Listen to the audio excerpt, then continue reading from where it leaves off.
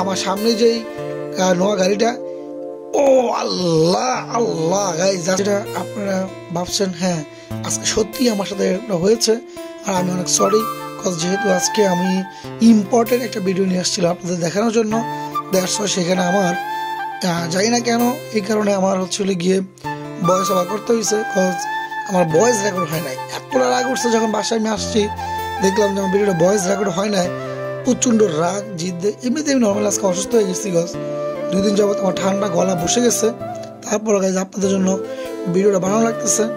আর হ্যাঁ, আমি এখন যাচ্ছি হচ্ছিল গিয়ে হেলিপ্যাড। আর আমার সাথে আমার একটা ফ্রেন্ড আছে, ও হচ্ছিল গিয়ে আমাকে অনেকক্ষণ ধরে ট্রাই করতেছিল ওর জন্য। সো ও আসছে, ওকে নিয়ে যাব। আমার প্রত্যেকটা ফ্রাইডেতেই হেলিপ্যাড যেতে হয়, সেখানে অনেক বাইকার আসছে, খুব ভালো লাগে। বাইকারদের ইমোশন এটা আপনারা বুঝেন। আর হ্যাঁ, এটা যারা বাইক চালায় তারা অবশ্যই বুঝবো।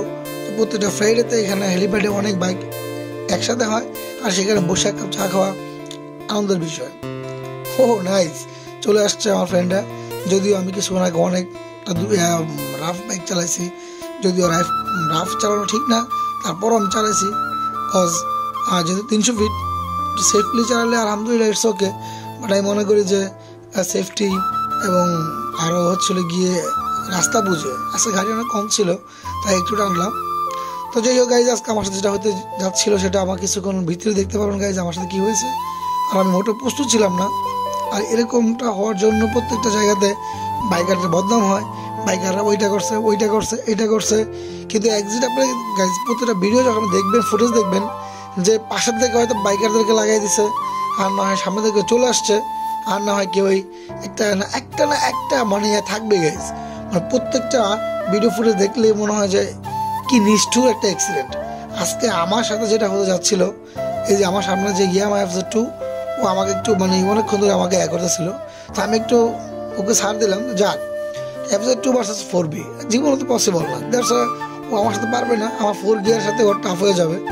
তারপর চিন্তা করলাম যেহেতু করতেছে ওর একটু কিচান দেখাই, আমি যদি ওর ওভারটেক করতে চাইছিলাম না, জাস্ট এমনিতেই ওকে একটু। আর এই যে সামনে গাইজ একটু খেয়াল করে দেখেন, আমার সামনে যেই নোয়া গাড়িটা, ও আল্লাহ আল্লাহ গাইজ, জাস্ট ABS গাইজ, পুরো 85-87 গাড়ি টানছিল। আর আমি গাড়িটা ওকে, আমার মাথার দম আটকে গেছিলো, আমি গাড়িটা দাঁড়া করাইছি, দাঁড়া করে ওকে ধরলাম। ভিতরে এক ভদ্রলোক ছিল, ভদ্রলোক উনি এসে আমাদেরকে অনেকটা বোঝান, আমরা আসার আগে সে চলে আসছে, আর উনি বোঝানোর ট্রাই করতেছে।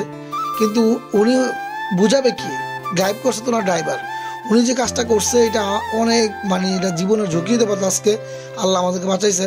আর আমি ওনাকে বোঝানোর ট্রাই করতেছিলাম যে গাড়িটা সোজা আসছে, সোজা যাবে, উনি কোনো ইন্ডিকেটার ছাড়া কোনো কিছুই না, উনি ধাপ করে গাড়িটা কীভাবে বামে চাপাই দিল। 2টা গাড়ি আজকে মানে আমাদের জীবন নিয়েও ঝুঁকি হতে পারতো, আমাদের জীবন নিয়েও খেলতে পারতো, যে ও করছে আমাদের সাথে।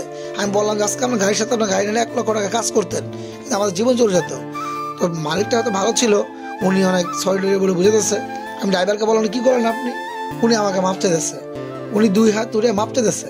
ভাই আজকে যে কাজটা উনি যে করছে এটা কি মাপ চাওয়ার জিনিস গাইজ, মানে কি বলবো, উনি বাপের বয়সের, ওনাকে বেশি কথা বললাম না, উনি মাপ চাইতেছে। সো এখানে ইমোশন হয়ে গেলাম, বাপের বয়সের লোক মাপ চাইতেছে। তো উনি যে কাজটা করছে এরকমটাই গাইজ হচ্ছিল গিয়ে প্রত্যেকটা বাইকারের সাথে হয়, ম্যাক্সিমাম, কিছু বাদ দিয়ে, কিন্তু ম্যাক্সিমাম এইভাবে অ্যাক্সিডেন্টটা হয়। আমি ফুটেজটা গাইজ আপনাদেরকে আমি আবার দেখানোর ট্রাই করতেছি,